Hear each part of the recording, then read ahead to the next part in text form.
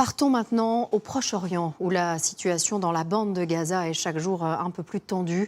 34 Français ont aujourd'hui été évacués.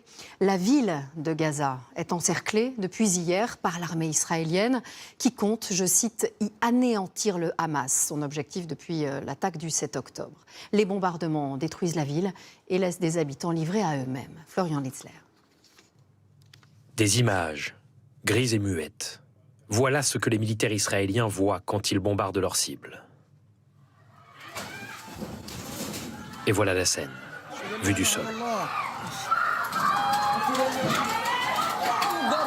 Quelques secondes après l'impact des bombes, dans les rues de Gaza.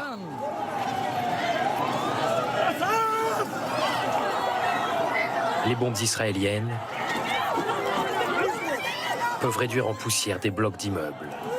Ici, dans cet autre quartier, frappé aujourd'hui, 2 immenses cratères remplacent désormais les habitations. Les Israéliens assurent que sous les bâtiments couraient des tunnels du Hamas. Impossible de savoir combien de combattants et de civils sont tués dans ces frappes. Les blessés sont soignés dans des hôpitaux sans électricité. Les médecins opèrent à la lumière des téléphones. Nous ignorons jusqu'à quand cette situation va durer. Sans électricité, sans eau et même sans oxygène, c'est très difficile ici. L'eau courante n'arrive plus et l'eau potable manque. Alors les Gazaouis récupèrent l'eau de mer pour la boire, pour tout faire.